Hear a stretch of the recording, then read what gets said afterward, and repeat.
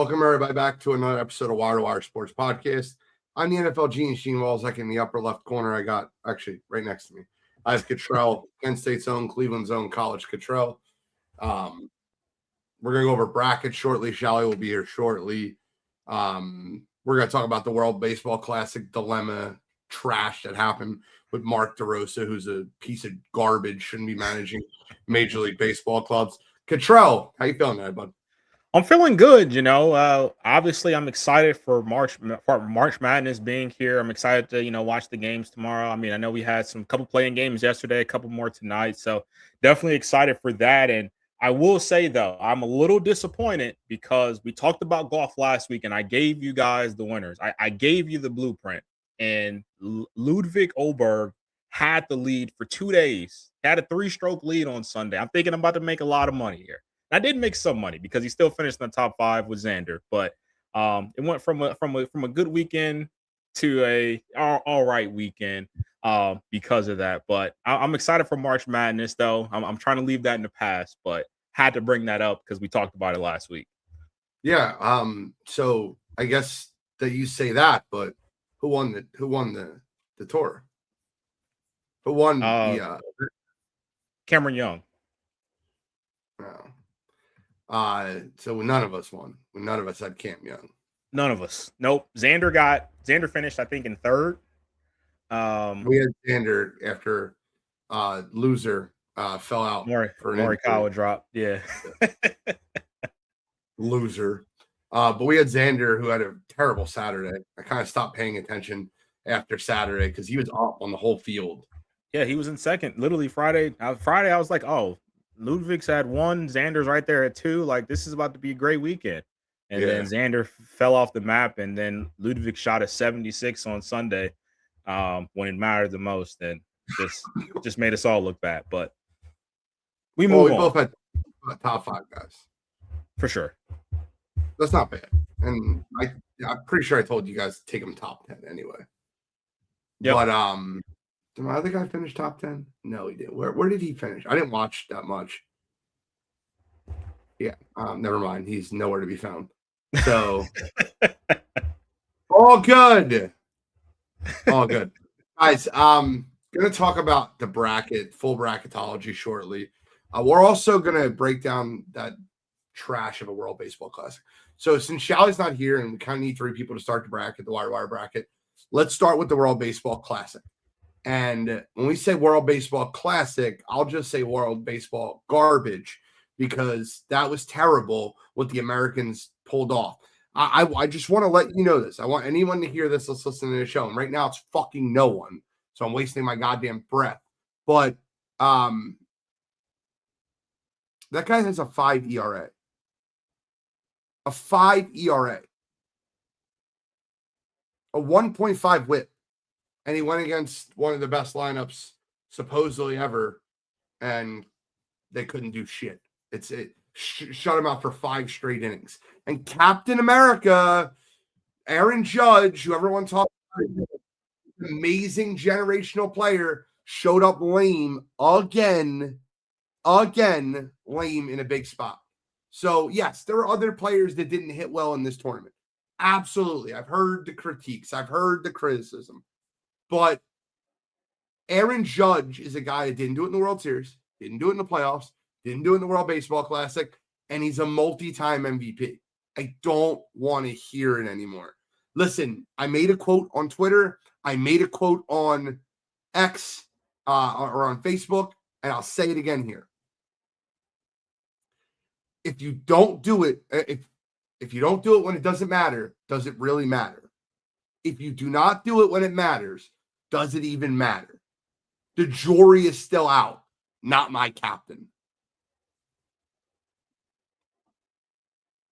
It's a fair assessment. I mean, look, I'll say this. There were, obviously, like you mentioned, there were guys on the team that did not step up to the plate. And there were guys that did step up to the plate, and for whatever reason, they couldn't step up to the plate anymore because they got benched by DeRosa, and Gunnar Henderson and PCA. So when you're looking at Aaron Judge, though, you're looking at the guy who, if Shohei Ohtani is not playing baseball, we're talking about him as a crazy all-time hitter there. And we still are having those conversations. They just get kind of forgotten, not forgotten, but they get, they don't get looked at the same way because Shohei is just on this crazy pace of what he's been doing. But with that said, though, when you're the captain of Team USA and you're the guy who has multiple MVPs, you're supposed to be the guy that is supposed to step up in these moments. And I'm not even necessarily saying that he's got to be the one that hits the go-ahead home runs, or he's got to be the one that is, leading the team in batting average or things like that. But you have to do something.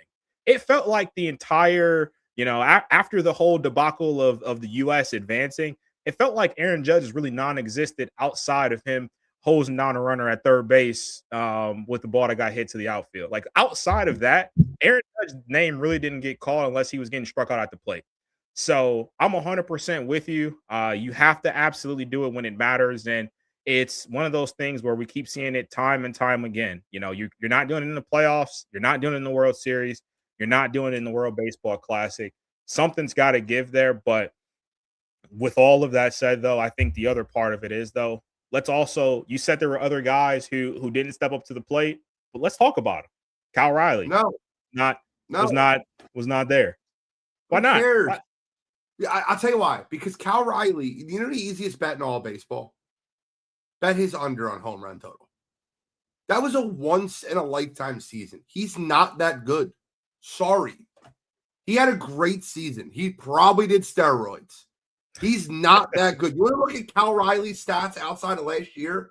He's not that good. He's not. It's the most overrated player in baseball, man. Very good defensive catcher 2 years ago and 3 years ago. Last year, he kind of sucked defensively, but he hit 60 home runs, so we forgot about it.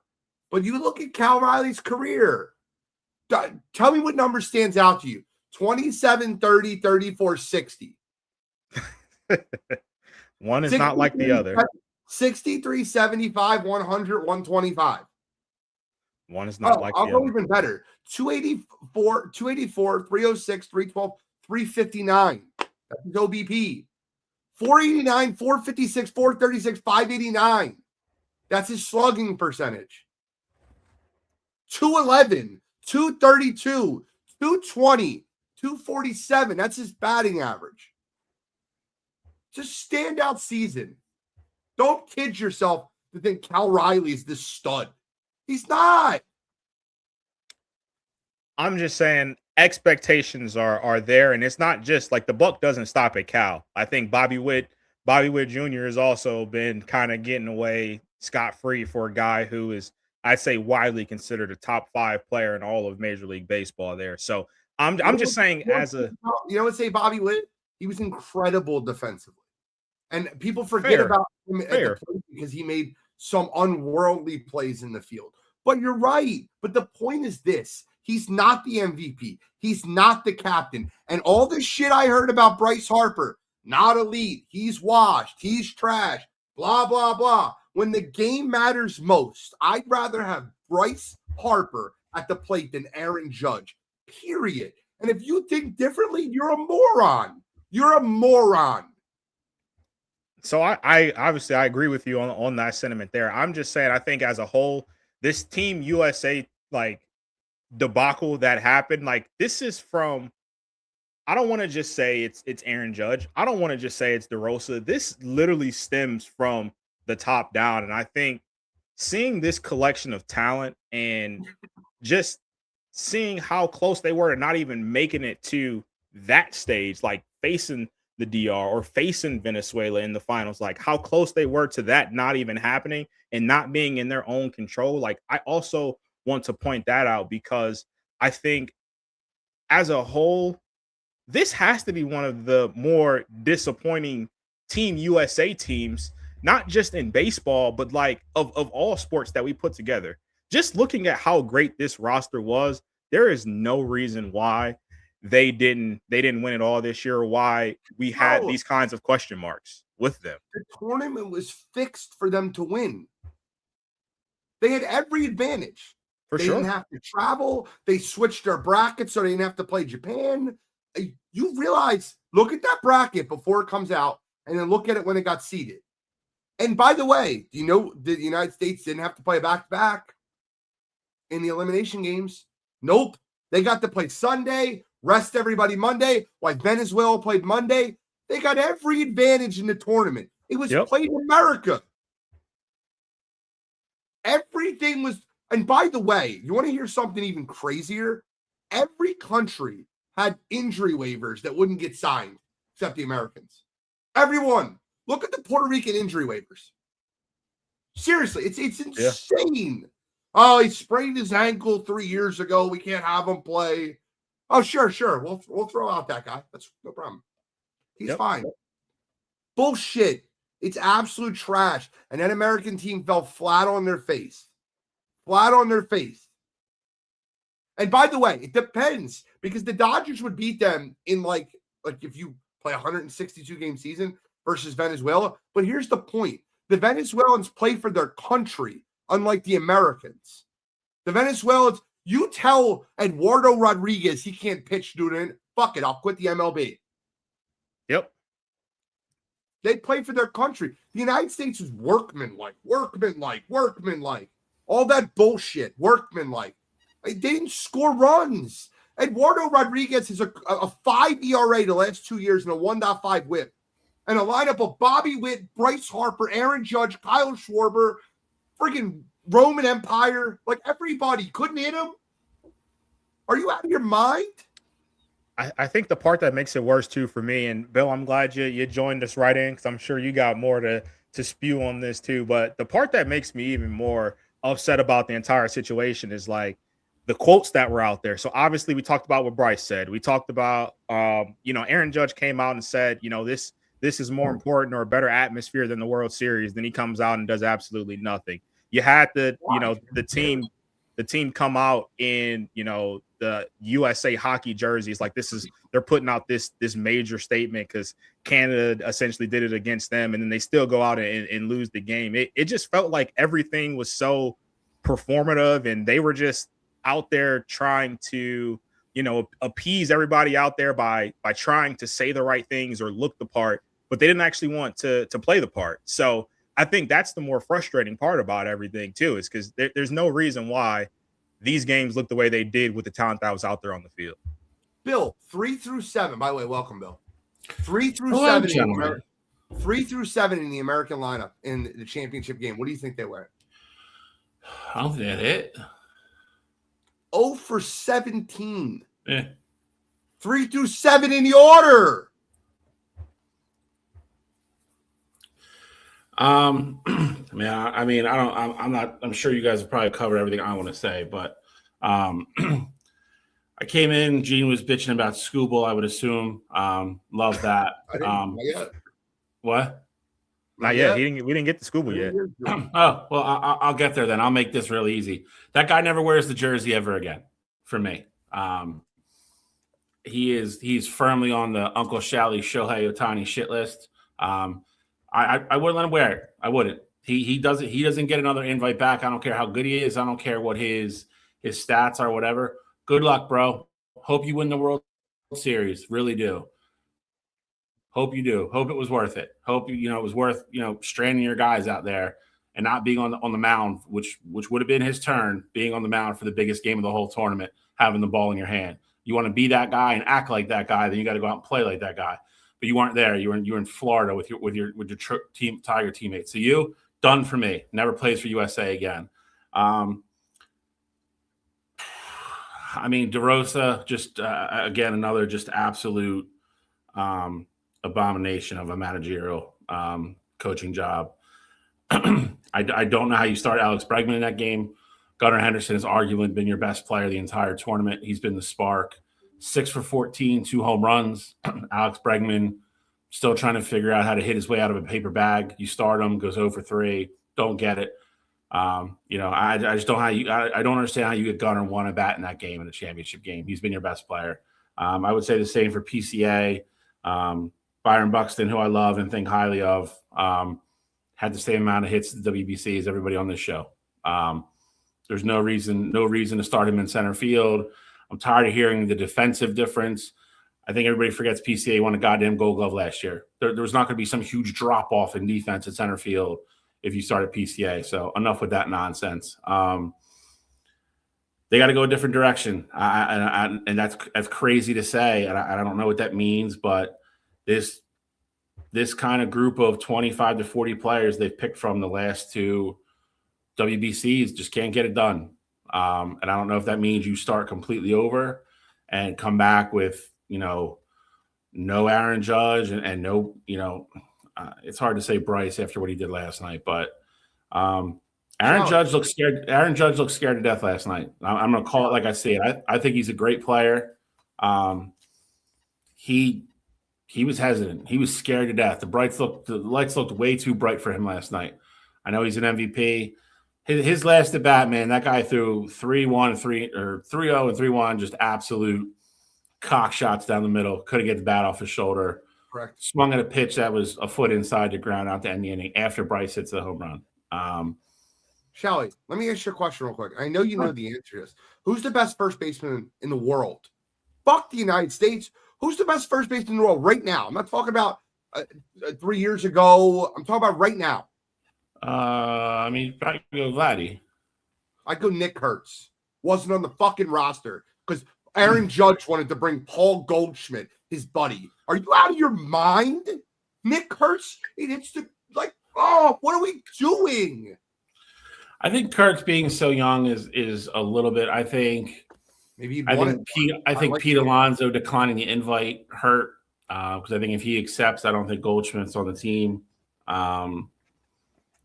Yeah, but to your point, dude, they got to look in the mirror and again, if you're 2-3 years from now, we do this again. Like if you're maybe you got to go all the young guys. Maybe it's got to be. As soon as Scooble said, I'm going to pitch this state and this state only, I'm going to be there. I would have been, never mind, stay home. We'll find somebody else. I don't disagree with you at all, brother. I don't. He pitched Monday or Tuesday. He pitched for Detroit. I think I know. Yeah, it makes no sense.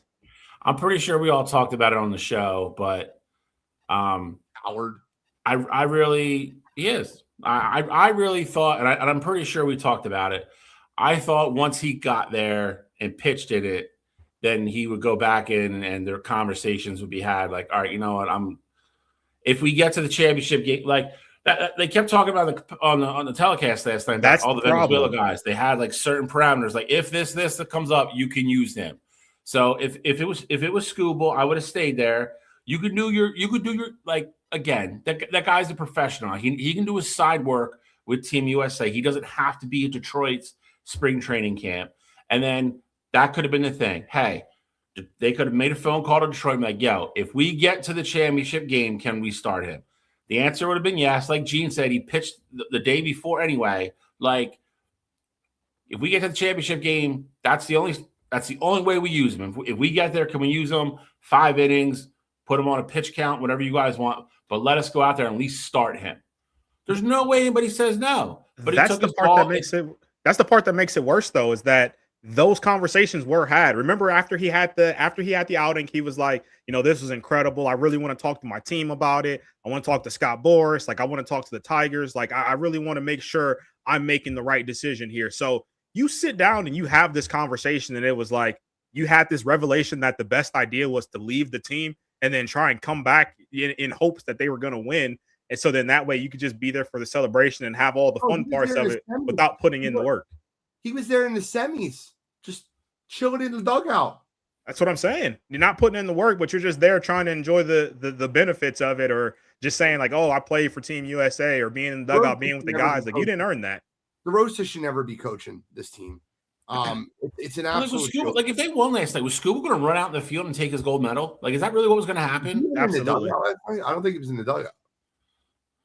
I'm almost sure he was with Detroit. I think he was, but I'm sure he would have went out and got his gold medal, though. I mean, I bet the house on it. Why are you there if you're not going to? I don't know. It doesn't matter. He's done to me, dude. He's a great pitcher, but as far as this stuff, no, it's a no for me. And I'll die on that hill. Eduardo Rodriguez shut down the Americans for 5 innings. The guy's ERA the last 2 years has been 5. I don't care about the pitching. I care about Scooble being a pussy, but I don't care about the pitching as much as I care about those bats going silent versus a guy that grooves fastballs down the middle of the plate. Sorry. I'll be honest. I thought he pitched well. I don't want to discredit what you're saying as far as US not adjusting at all. I thought he kept them off balance though, and he just got in spots where when he was behind, to your point, he wasn't going to groove fastballs, and he just had one of those nights where, when he was behind 3-1, he found the changeup at the knees for a strike every time. And it was like, Sally, you've been on these teams before. You know exactly what I'm about to say. Listen to me. The Venezuelan team, when they needed a hit or when there was 2 strikes, they didn't try to hit a home run. They just placed the ball where it needs to place, hit a ball, let the barrel hit the ball and see where it goes. The Americans were constantly, listen, Roman Anthony had a great tournament. Roman Anthony, every swing that kid takes is to get in the upper decks. I'm serious. Schwarber's the same way, but he's always been that way. Guys, that's what you're putting Schwarber on the team to do, though. There's times where you can just take the bat and put the barrel on the ball. Craziness. I mean, I hate to say it, but you look at Bryce, the bat before, you know what? Curveball a little inside, just took a nice, easy, smooth swing, hit a line drive to right field. And then you could tell, he looked more comfortable in the next at bat. I was hoping he was going to do what he did, but it's still it was. You could tell he felt different. To your point, the rest of those guys, they're all up there guessing. They're all. I mean, it was. I said in the chat, dude. They were behind on fastball after fastball after fastball. I was loading up trying to hit the ball 400 feet. Not that we have a definitive answer right now, but how do you fix the lineup moving forward? Well, first of all, I think Major League Baseball and the World Baseball Classic and the Olympic Committee needs to sit down and have a conversation about how we're going to do this. The league doesn't need to be 162 games. It doesn't. It can be 140, and you can absolutely take a break in the middle of the year. Take a break in the middle of the year when everyone's playing baseball, and do a World Baseball Classic in 1-2 years, just like they do with FIBA, and then they can do the Olympics in 2 years. You can take a month-long break like the NHL does and get those guys rest and get those guys out there and absolutely do this and have the best players in the world playing while they're playing, in the middle of their season, in the middle of their prime. But what they're doing is they're doing it in spring training, and these guys are still ramping up for the MLB season. They have contracts to play for. Take 24 games off the goddamn season. Nobody fucking cares. So I'm not opposed to that idea, Gene. I think, though, I guess my issue with it is that it feels like, and I could be wrong, but it feels like this was only an issue for the Americans, and that's my problem. Obviously, other teams also, other teams had guys sitting out, I know, but I'm just saying, where it became a thing. I don't remember hearing oh yeah, the DR sent the guy home after one start, and I'll give you 2 things. Number one, it wasn't just an issue for the Americans because other teams had tons of people that weren't allowed to pitch certain days, that weren't allowed to pitch, and weren't allowed to pitch due to injury waivers. But the second point of what you just said, that the pride in which the American players took in this game was different than what the Dominicans, with the Venezuelans, with the Puerto Ricans, what they took playing in this game. And I'm going to be honest with you. All I want you to do is go think back a miracle in 1980 of the United States hockey team. Did they take the best United States players in the world? Absolutely not. They took the lineup that could play together. They took the teams. Guys, I hate to say it this way, but there has to be a guy on your team that can bunt, that can hit the ball the opposite way, that can sacrifice, that can steal a base, that's there just to be a rabbit. The United States didn't have that. They brought 15 superstars. And guys, I hate saying it, Charlie will tell you more than anybody, it feels different when you bat third on your team every single day and you bat 8th on the American team. It's just different. It's 100% true. It is. Gene's first point is the most important for me. The important people that are going to run this have to get in a room, and they all got to be on the same page. And I will tell you this: they have to make kind of like what the basketball team, what USA basketball does. You got to come up with your pool. You got to have serious invites, and you have to decide who you're going to build a team around. But those guys got to be committed for the next 3 years to do certain things. And there can't be buddy ball. Like, to Gene's point, there is no reason on earth Paul Goldschmidt should have been on this team. 5 years ago, Paul Goldschmidt, sure, fine. It's not where we're at. And they're gonna have some tough decisions to make because I'm being honest. You're looking at 33-year-old Aaron Judge, 34-year-old Bryce Harper, 34-year-old Mike Trout. Like those guys are probably not in that group to play in 3 years. They're not. You got to build this team around Bobby Witt Jr., Roman Anthony, Bobby Witt, Garner Henderson, Roman Anthony Jr., PCA, guys like that. Paul Skeens is obviously still going to be your guy, to have the rotation. But if you're going, to really build it right, then you guys have to get guys like Nick Kurtz into the fold now, like guys like that are going to need some type of experience between now and then to get ready for it. And I will say this, the USA definitely cared, and it definitely meant something to them. You're never going to be able to match the camaraderie of and again, I'm not getting into politics, but I mean, you look at the relationship between the U.S. and Venezuela right now, it's not great. But it does to those little countries when they have a chance to win something like this. It does mean more. And it's kind of the, Venezuela was kind of us in the 80 Olympics. Like it meant more to them because they weren't the favorite. You know what I mean? In baseball, we're just used to being the favorite. It's gonna start there. DeRosa cannot lead this team anymore. If you want to leave him on as you want to give him some kind of silly title or whatever, and keep him in USA baseball, it's fine.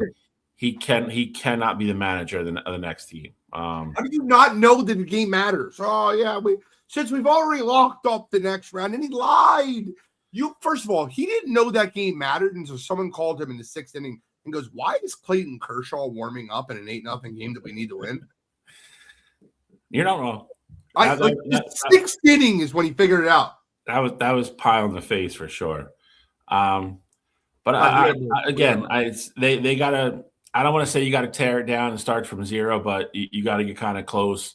You got to have some tough conversations and realize if you want to compete and do this the right way, then that's where it's going to be. Like some of these guys are not going to be on the team. It's just the way it is. I almost think you do got to tear it down and start over. I'm not saying that some of the guys on the roster currently can't make the team the next go around, but I look at, and you talk about the camaraderie with the other countries, but I saw the DR play in games. I saw almost all of their games. And who else had energy? Who on the U.S. side had energy like Fernando Tatis did? Who else was bringing the injury? Best energy I've ever seen in my life. I was going to go to him literally right next. And Junior Caminero was absolutely incredible. Probably, I mean, if DR would have advanced, he probably would have been MVP of the whole thing. You want to talk about the best 5 players in the next 5 years? You better put his fucking name in it. He's going to be one of the best players in baseball. He's just that. What? I said Guardians gave him away. He's incredible. It's a mistake, guys. We got to move. It's 7:30. It's bracketology. I'm done being mad. I'm done being angry. Congrats to Venezuela. I give them all the credit in the world. They went out there and they punched us in the face. Congrats. They deserve it. I don't want to take any slights against Venezuela. I don't, because they deserved it. I'm happy for any Venezuelans or any Latin Americans or any South American, anybody that was rooting against the United States. You were right. Let's go.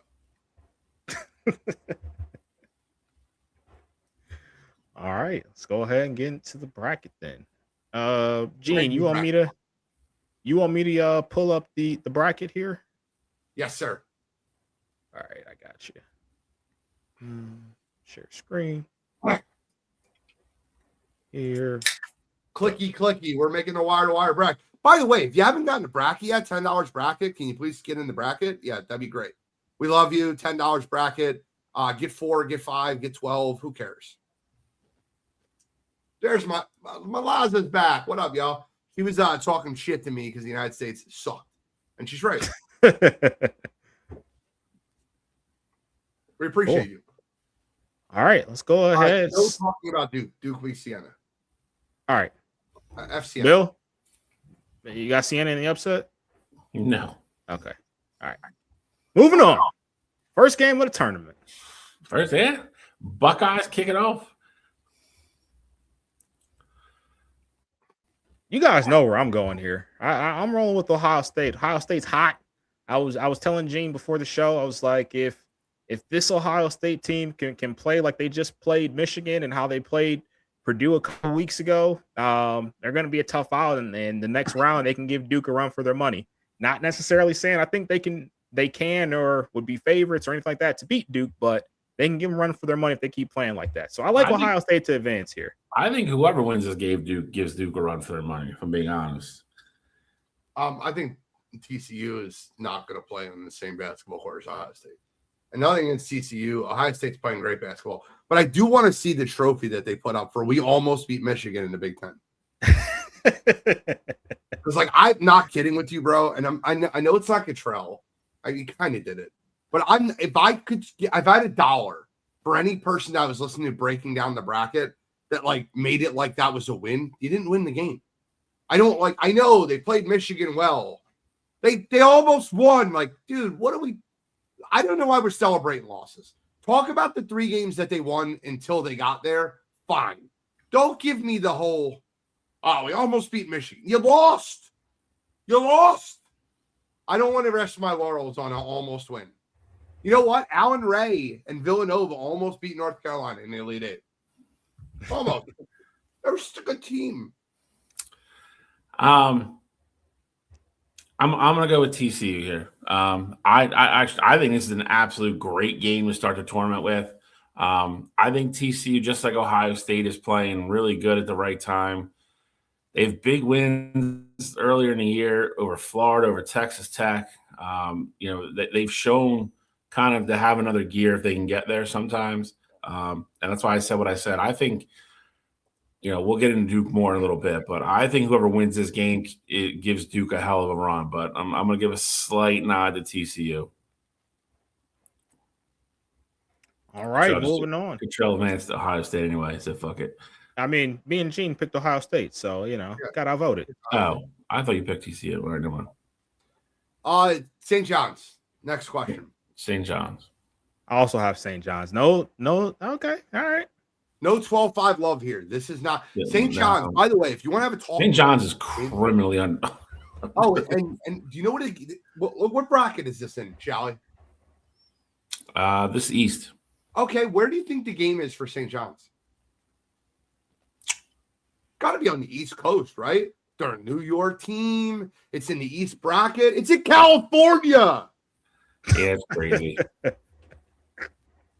That is the worst. Like, what did St. John's do to somebody? Somebody on the board has an axe to grind. St. John's beat UConn 2 out of 3 times, and they have the same record, but UConn is a 2, and St. John's is a 5.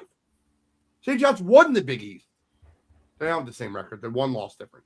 Okay, I just want to make that very clear, though. But why?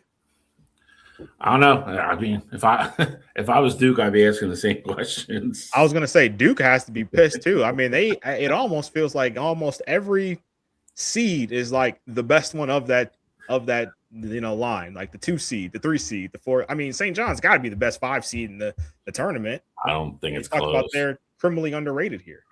You need a 5 that can slow down Zuby to beat St. John's. All right, well, we will move on here to the next game. Curious on Gene's thoughts on this one. I'm not taking whatever Baptist. Cal Baptist? I'm not. I'll take Kansas. I don't think Kansas has any trouble here. I'm picking Kansas, but I'm telling you right now, just because it's mid-major time. What is his name? Dom Daniels. He's a bucket. He averages like 24. I actually got to see him play. Their championship game was absolutely insane, by the way. They shouldn't even be here, but that's a story for another day. I just feel like everybody is so low in Kansas, and I'm one of them. And I feel like this is going to be like the pie on the face team. Like Darren Peters is going to show up and like put 4 insane games together, and everyone's like, "See, told you, he's the guy." And Kansas is going to be sitting there in the Elite Eight, and we're all going to look like assholes. I don't see it. No. All right. Next one here. We got Louisville versus South Florida. Who you guys got? I'm going South Florida. Gene? I'm South Florida too. I thought I was going to come in here, give you a South Florida rant. Their defense is incredible. They can run up and down the court. I was ready.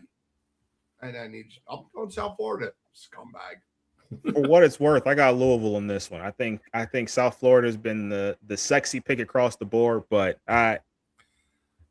what's his face was ruled out today. Who's that? They're really good guard. Michael Brown? Will not play. Oh, I didn't see that. That's crazy. Look out for Joseph Pinion. I think Joseph Pinion has a huge game for South Florida. What's wrong with Michael? He's got bad back. I didn't know he had a bad back. I didn't know he was out though. That's crazy. South Florida. Guess I might have to go back into that one. Yeah. Listen to me when I say this.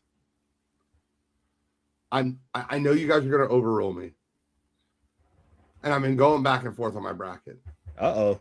North Dakota State over Michigan State. I know I won't get a second, and that's okay. So it's funny. It's funny you said that because I've watched Michigan State play. I shit you not 7 or 8 times this year. Obviously, the 2 games against Michigan. I watched the game against Ohio State, and a couple others. They are very. They're a typical Tom Izzo team. They play great defense. They're scrappy. As long as they're not kicking people in the balls. They just absolutely struggle to score sometimes. But it's just funny to me, like the way they finished the year, which wasn't great. And I've seen so many people have them coming out of this bracket. It is crazy to me. I don't think they lose here. I just Izzo's track record's too good. I am not one of the guys that has Michigan State in the Final Four, though. That's wild to me. But they're going to win here. No, I'm going to answer that question for you, Malaza. Unless you're talking about the women, you can put that. If you've watched basketball the last 3 weeks, you wouldn't be asking that question. No, I think women. Yes, I think the women are. I would take the women over. Oh yeah, bet your house on the women. Yeah, women are. I'm taking go back to back. If he wins the tournament, is that like his 3rd or 4th undefeated season? I believe so. I think so. Jesus Christ, man! I mean, they have they have 2 of the top 5 players in the country. I get it, dude. But not even lose one game, not even lose one game anywhere, like 3 or 4 times in the course of a season. That's crazy. Best recruiter in college basketball. He's a great coach too. He is, but man, it helps when you have all the dogs, bro. But LSU recruits, South Carolina recruits. Like it's not. It's not just UConn cycle. Oh, for sure. South Carolina had their cycle. This is UConn cycle.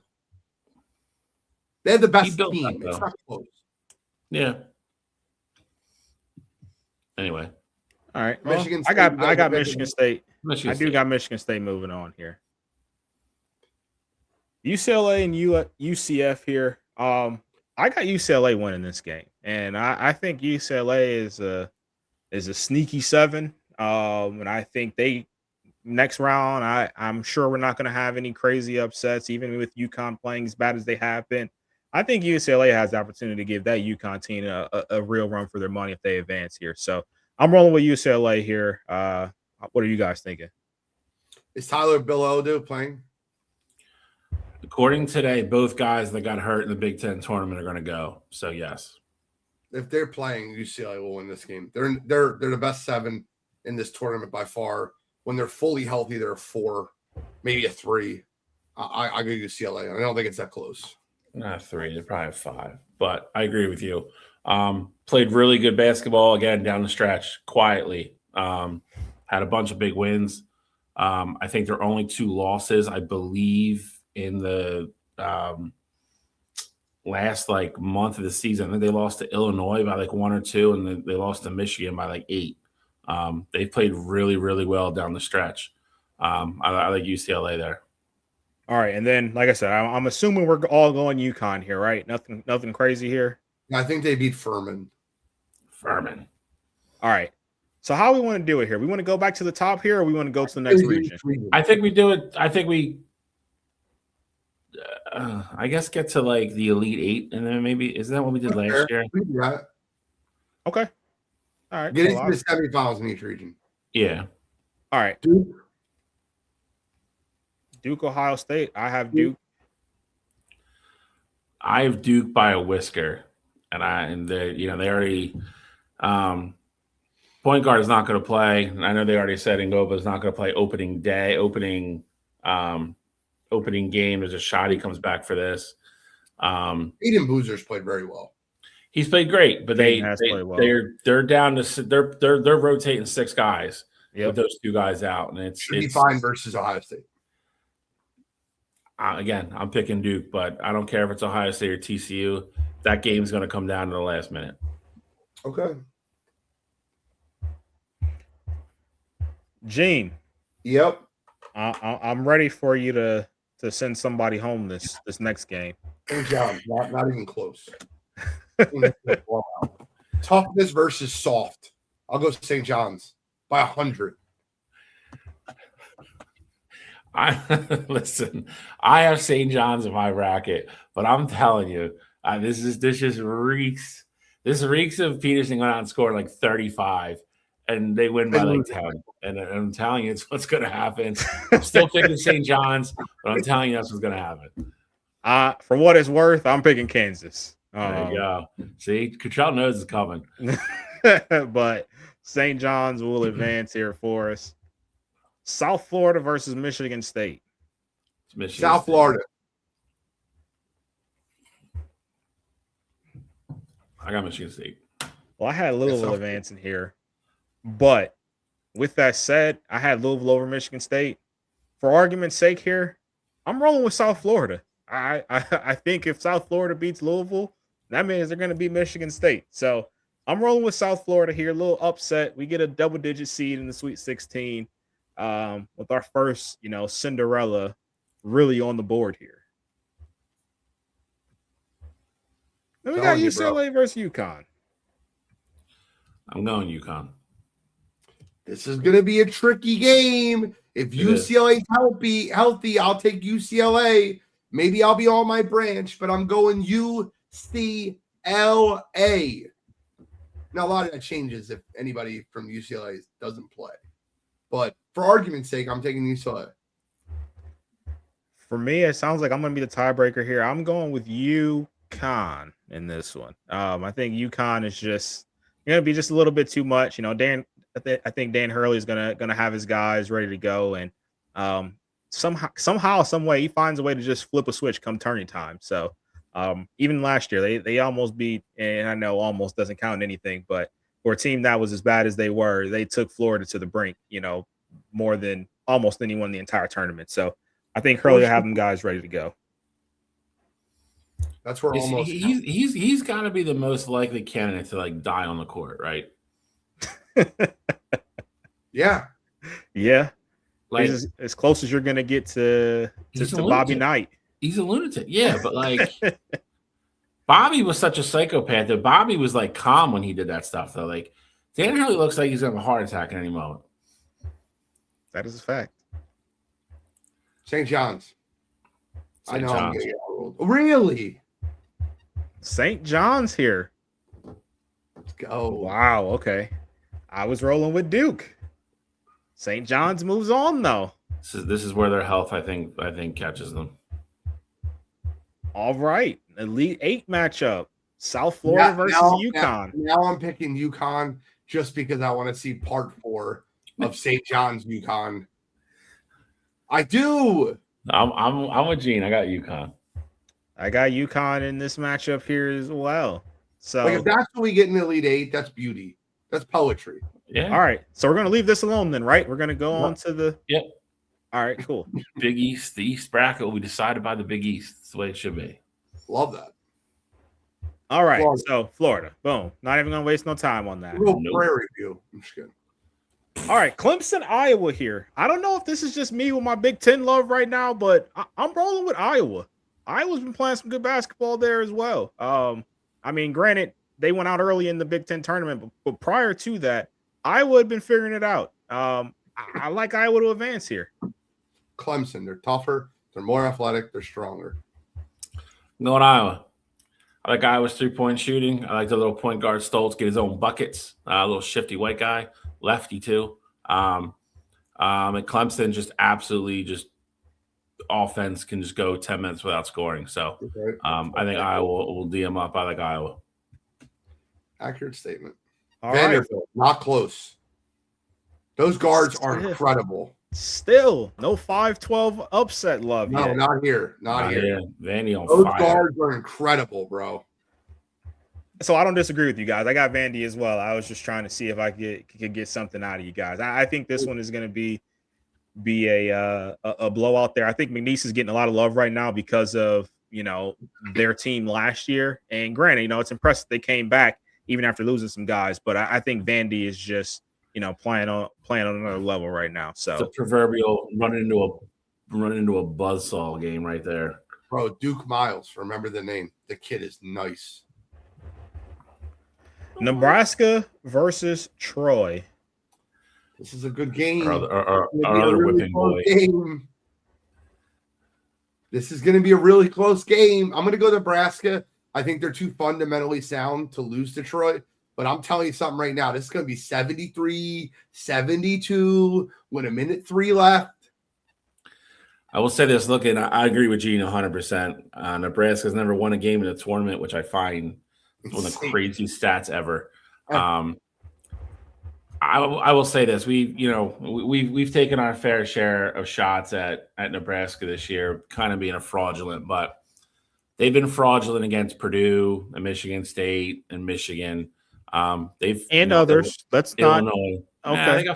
I think they have 5 losses. Like I know, but I'm just saying they played some 2-point games against bad teams. But I'm saying they've beat everybody else though. So I do agree with Gene though. I think the spread on this is like 6.5 or something.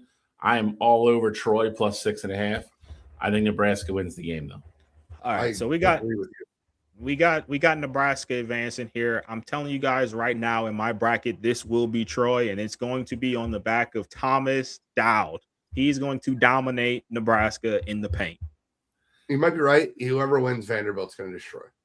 I agree, which is why I'm okay with dropping that game. Big upset. And this is not even a big upset. VCU wins this game, and they win this game handily. They're well coached. They play system defense. VCU. Listen, last year's VCU team that shit the bed after we all picked them. Same team came back. They're more experienced. They're better. They're going to beat North Carolina. I don't think this game's close. I think this will be a blowout. North Carolina has just been so up and down since Caleb Wilson's been gone, and obviously we know he's not coming back. Like he's done for the year. I think this is one of those games where I look at it. I got VCU advancing here as well. I'm with you, Gene, but I feel like this could potentially be one of those games where it's like, all right, let's rally together as a group here. Like this is, everyone's doubting us per se, and this is like that will game against the quote unquote inferior opponent. So I still like VCU to advance though, just because I think they're the better basketball team, but I do think it could potentially just be one of those games where North Carolina plays inspired basketball to get, a one and done victory. Couldn't agree more. Local coach Phil Martelli Jr. Obviously, Gene knows the name. I like VCU, but I like VCU close. I don't think North Carolina is not going to show up. I don't think they're going to go out in that court. I don't think they're going to roll over. I don't think they're going to get blown out. They still got a bunch of 4 and 5 star kids on that team. They're missing their best player. They've got a couple of tough losses, but a couple of decent wins down the stretch since he's been hurt. They stay in the game, but I like VCU as well. Illinois Penn. Illinois. So this is going to be a bloodbath. Yeah, I like Illinois to roll in this one. Probably the best 3. Yeah. St. Mary's and A&M. This is a weird game. A&M's tougher. They're more athletic. St. Mary's is more fundamentally sound. They shoot better. I'll go A&M because I think that their defense will turn over St. Mary's enough and we'll be able to close out in the 3-pointer. But I think it's a super close game. I don't like picking this game regardless, but I'll go A&M here. Me and Gene have like the same thoughts on all these games. It's kind of scary. Kind of agree. I think pace of this game is really big. Like Gene said, A&M likes to kind of go out and run and use their athleticism.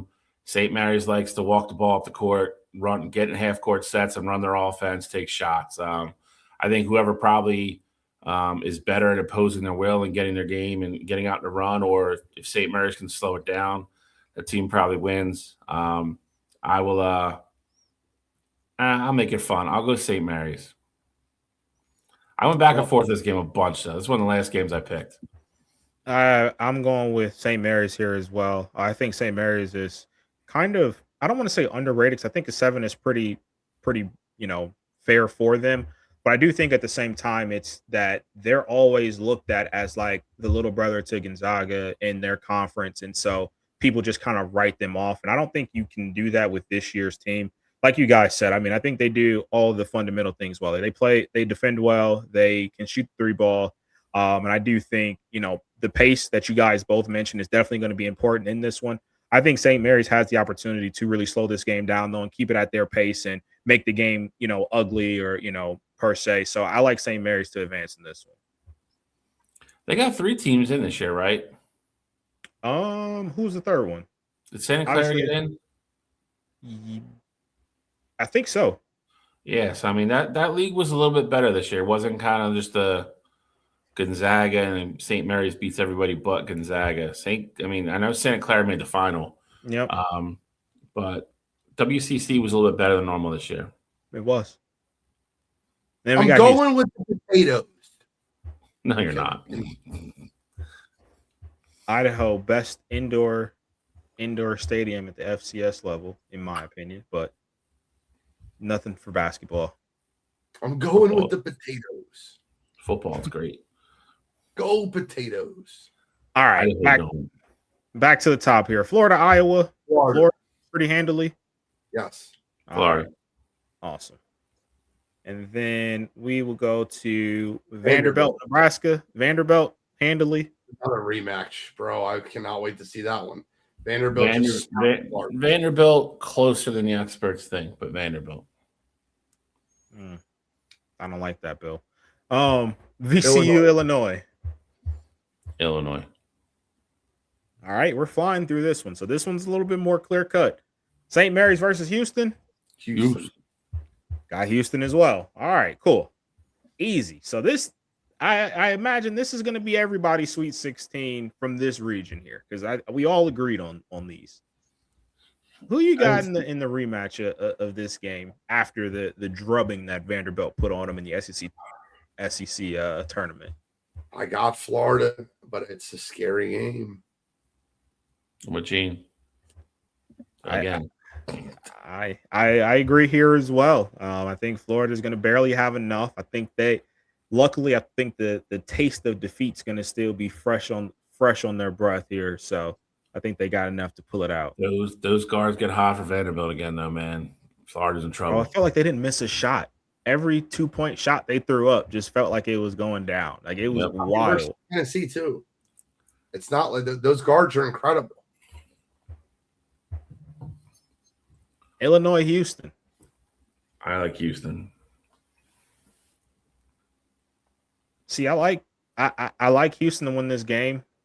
Illinois is this. I think this is going to be a fun matchup because I think Illinois' offense can absolutely fill it up. Houston loves to defend. Obviously, they love to be aggressive defensively there. But I'm rolling with Houston here as well. I think they're going to have the best player in this game, so I like Houston to advance. I'm going to Houston. Kingston Fleming. All right. We got our elite matchup there. 1-2. Nothing crazy in the what region You're about to get nuts. You're about to get nuts. In my opinion. Nothing crazy in the South. We're gonna go down to the West. How nuts we getting, Gene? We going Long Island here? We ain't getting that Arizona. Okay. Villanova versus Utah State. Utah State. I hate to say it. Villanova played terrible down the stretch. One of their starters is not going to play now. It's Utah State, and I'm actually pretty fairly confident in it, which kind of sucks. Agreed. I got Utah State here as well. Thought you guys were going to give some hometown love to Villanova, give them the benefit of the doubt, but listen, right. they're back on the right track, which makes me happy for all the local people. What's they've that? Coach. What? What's that? I see a fraud. Oh, Villanova. You can't call them a fraud when they're the AC. I'm kidding, but I'm just. I wanted to use my magnifying glass. You got it, brother. All right. Are we? I've been asking for it. Do we finally have one? 5-12? Not for me. For me, Ooh. I'll go High Point. Wow. I'm going Wisconsin. Played well. I'm going with Wisconsin here, but High Point is a damn good basketball team. I just think they drew the worst possible 5 seed because Wisconsin has been hot. Wisconsin's been playing really well, and I'm looking. Yeah, I'll save that for the round of 32. But I think High Point could have drew other 5s, and they would have had a legitimate shot to win here. But I just think Wisconsin's going to be too tough for them. So I like Wisconsin to move. Just so we're clear, High Point will be on my bracket. Very similar team as last year. They can't shoot as bad as they did last year. I got High Point. All right, next one. Arkansas and Hawaii. Arkansas. I like Arkansas as well. Probably whatever the over in this game is, I would take it. This is going to look very equivalent of a very highly skilled LA Fitness game. 102-86. It's going to be up and down. It'll be buckets galore in this game. Might have an NBA little. Hawaii can definitely score with the best of them, but Arkansas is going to be too much. If you like defense, that is not the game for you to watch. Facts. So we got Arkansas advancing here. BYU versus Texas. I got BYU easy. BYU easy. AJ is going to go nuts. He'll score 30. Book it. Agreed. I think BYU is going to win. I think it's going to be a nail biter. I think Texas is going to dominate inside.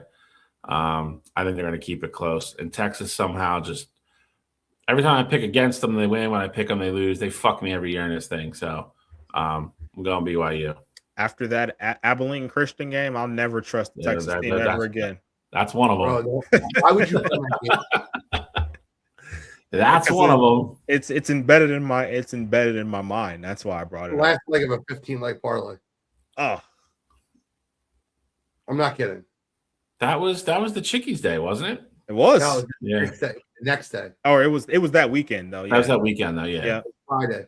I know because the Chickies Day I couldn't hit anything, and the next day I hit everything except Texas money line over Abilene Christian. Last leg, no matter what, get you every time. Gonzaga. Kennesaw State. This is where I think Gonzaga got lucky because they may be the most banged up team coming into this tournament on anybody. I think drawing Kennesaw State was a gift for them. They got one of these other kind of upstart 13 or 14 seeds. They could have been in trouble, but I'm going to go with Gonzaga. All right. Then Miami and Missouri. This game is being played in St. Louis. It is. Kind of wild. I still have the U. I think they're the better team. They're better coached. I got the U, but the game's being played in St. Louis. Yeah, definitely wild. I'm rolling with the U here as well for the exact same reasons. I just think home court, pseudo home court should be an advantage for Missouri, but I just think Miami is that much better than Missouri that it won't matter in this one. I am actually, it won't matter for here, but I'm going Missouri in my bracket. All right, so we got Miami moving on there. Purdue versus Queens. Purdue. You just click and play. All right, back up to the top here. Arizona, Utah State. Arizona. Utah State cannot stay with them. All right. Arizona as the easiest weekend of the 1 seeds. Agreed. Arkansas, Wisconsin, track meet. Arkansas, I guess. I mean, this is a tough game because if Wisconsin can slow this game down at all, I think it favors them heavily because they will play some defense. I just don't know if Arkansas gets out and starts running. I don't know if Wisconsin can score with them. It's gonna be a really kind of interesting cat and mouse type situation. I'm going to go. I'll go with Wisconsin. I'm going with Arkansas here. Get Arkansas to move on, match up against Arizona. Gene, I'm curious though. In your bracket, I know you had High Point moving on there. Do you got High Point going to the? No, okay. Arkansas. I don't do crazy upsets 2 rounds because if they lose in the first round, I'm kind of screwed. I got you. Okay. So you're strategic. You're not going with your. Yeah, you try to steal points in the first round, but you don't let them bury you if you have them in the Elite Eight and you sit there and take X's across the board. Fuck that! I'm all in every time. I know. I'm all BYU, not close. I got BYU too, Gene. I'm glad you see it with the Cougars because I'm in on BYU. Now, the problem is with BYU, their second leading scorer doesn't look like he's going to play opening weekend. But I don't really Rob care. Wright? Yeah. This is why I'm talking about the Texas factor. This, in theory, could be Texas. And they fucking stink. But I think Gonzaga's banged up. I think BYU's a one-man show. I'll take BYU in this like you guys. But I'm telling you, there's a decent shot that out of nowhere Texas makes a Sweet 16. It'll just be an absolute farce.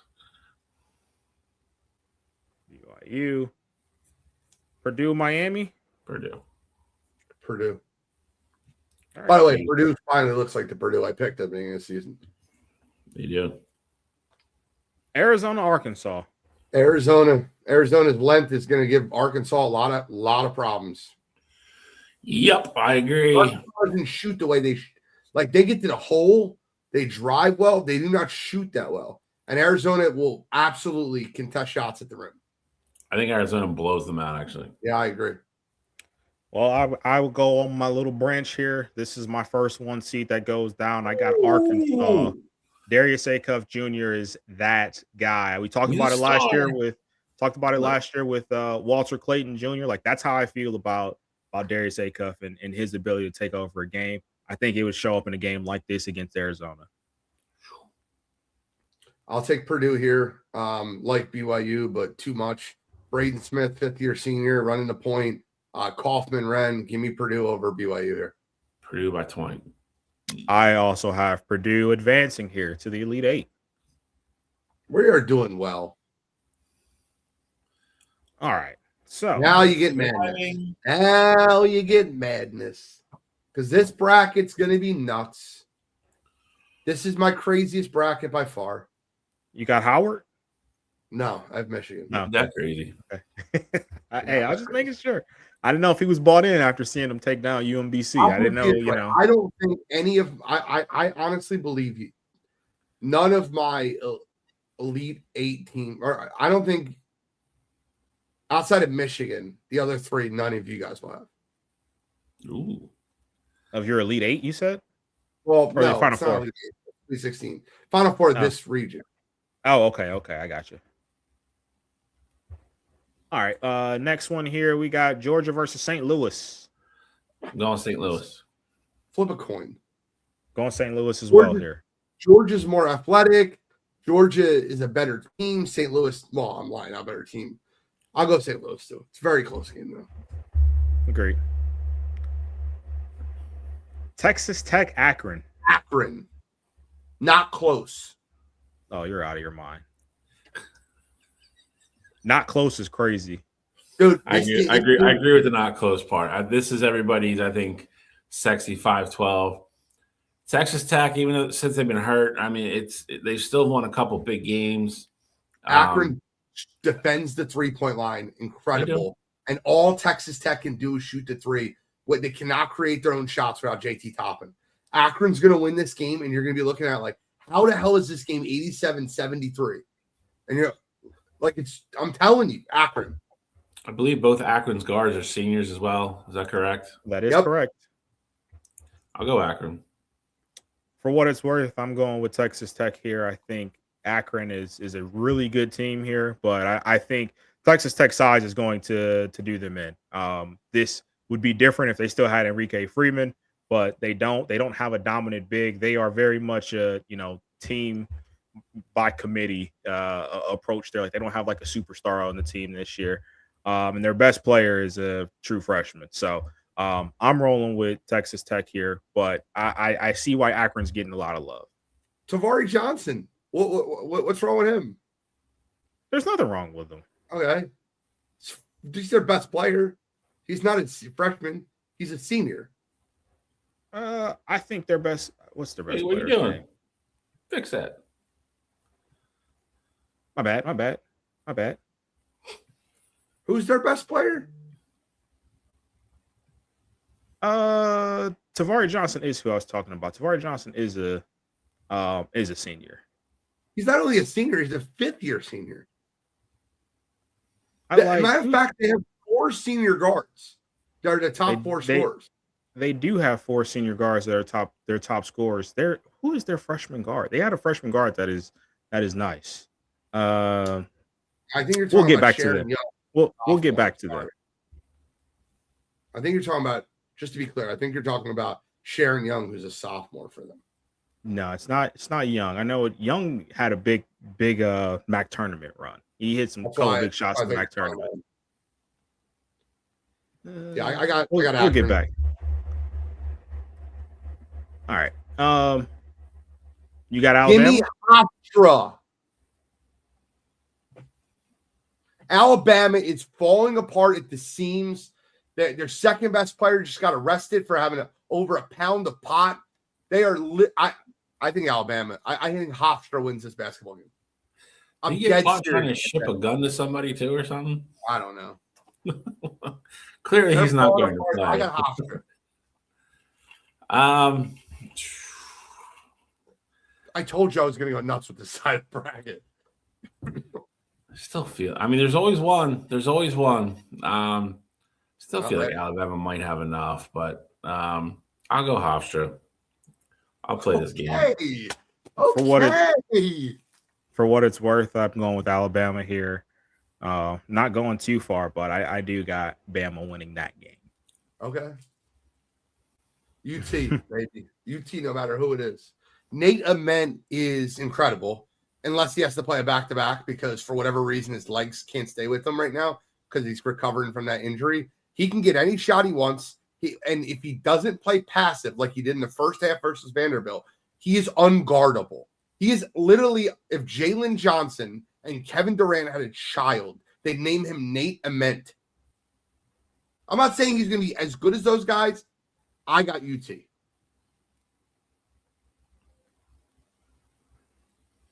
I got Tennessee.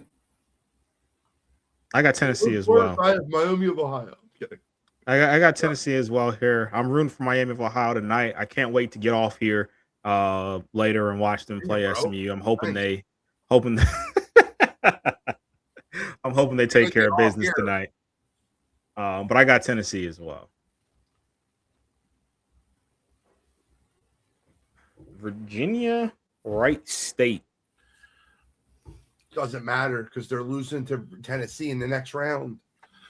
A lot of people. I mean, I'll say this. I watched Virginia twice maybe this year. They did not impress me at all.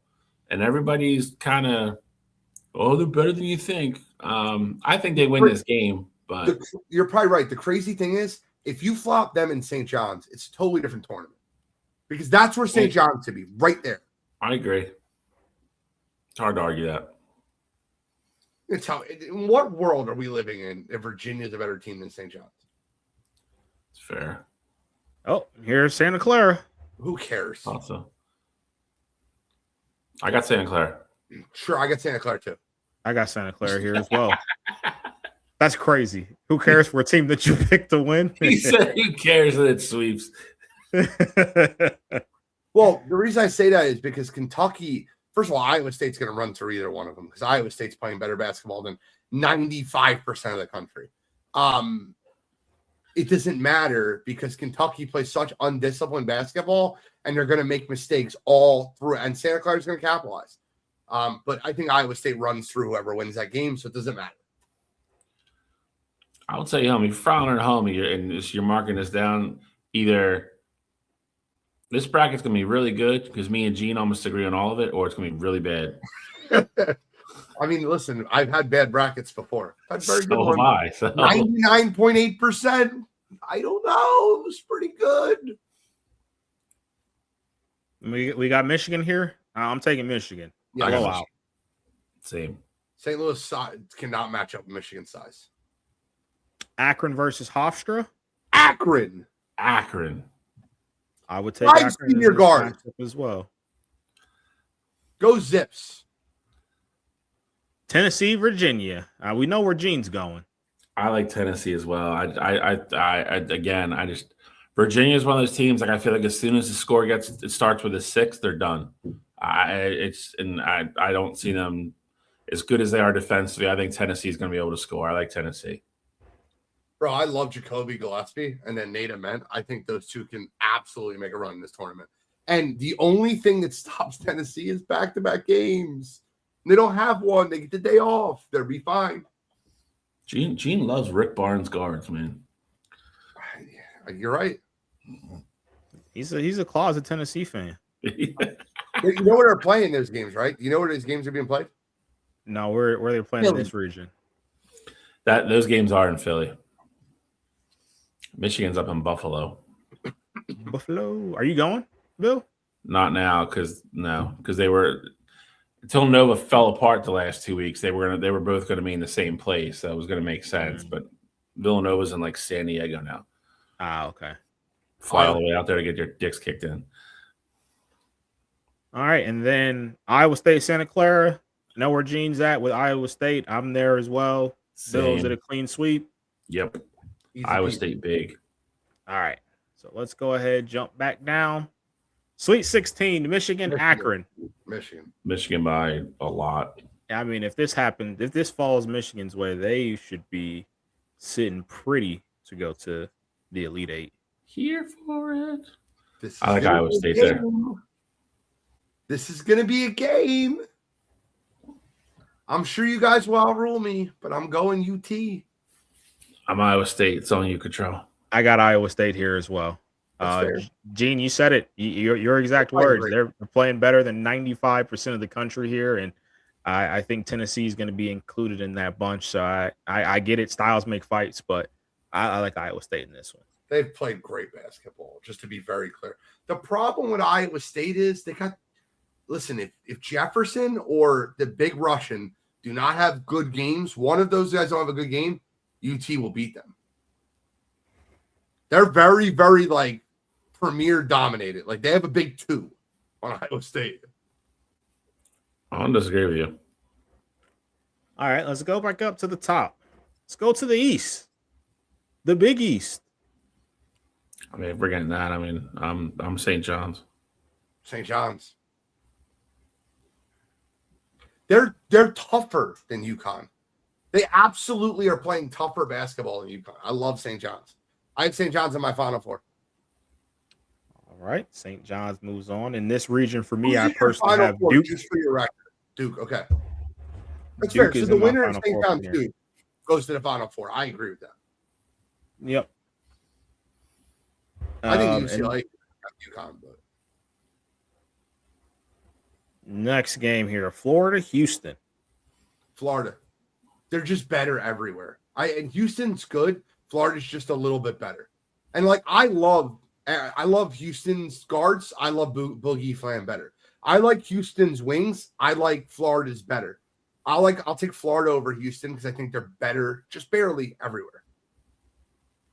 I think they shoot better. I think the only thing Florida doesn't do better than Houston is shoot free throws. For whatever reason, that team can't shoot free throws, and it's maddening. I mean, this could be a game where it matters. Yeah, you're absolutely right. Man, I think this is a war of a game. I really do. Agreed. I agree. I like Florida's size a little bit better, like Gene said. I also just think Calvin Sampson's got to get over the hump one of these days. I think Florida teams last year was better, and obviously with having Walt, but I got to go with Gene on this one again. I just think Florida just they just have more. They have more ways to score. I think they're a little bit more fluid on the offensive side of the ball. I think Houston's going to give them everything and then some, though. Wouldn't be surprised if they win, but if I'm picking it, I'm picking Florida. Can you help me understand why Ox Condon can't shoot free throws? No, it's kind of crazy, actually. Like he's shooting from everywhere else. Yes. That's the one thing about this game, though. Like, Bill, you brought it up. Like, Houston's going to play aggressive defense. Like, it would not surprise me if they're in the double bonus in both halves. So you're going to have to hit your free throws. And with that said, I still got Florida to advance here, but like I would not be surprised if there is this lull on the Florida offense because of how tough everything is getting defended, and then you combine that with missing free throws and guys aren't in a rhythm anymore. Like I think that can spell a recipe for a loss there for Florida, but I just think Florida's too talented. They're starting 5 free throw shoots: 76, 64, 72, 77, and 69. You can't do that in college basketball. You have to have a 90% free throw shooter, 88 guy. You got to have the guy to throw the ball, and I got to make sure we get it to this guy. They don't have that guy. That's crazy. I will tell you this: if we get that game, I'll be very excited to watch that game. You know, another team that can't shoot free throws, Tennessee. They have 2 guys in their roster that can shoot free throws. It's Gillespie and Ament. That's it. Nobody else. Everybody, do you want to hear something wild? Because I have all the stats. Guards and get the ball. Gillespie and Ament, 80%, 81%, and 79%. Listen to this. The next 3 highest scorers: 66, 64, and 48% from the free throw line. See, that's a way bigger problem than Florida. Florida pretty much has 4 guys in the 70s or up. That's a problem. Bro, I love watching that kid Jalen Carey, the very athletic kid for Tennessee. They got to get him off the court if they get in the double bonus. That guy can't shoot free throws. He's airballing free throws, bro. He's throwing them off the freaking backboard and hitting the scoreboard. I'm like, what the hell? Well, that's why subs are important at the end of the game. You got your guys like that off the floor. Gotta get him out. Get him out of here. He's very athletic. He's just you can tell basketball was like not something he did until like really late in life.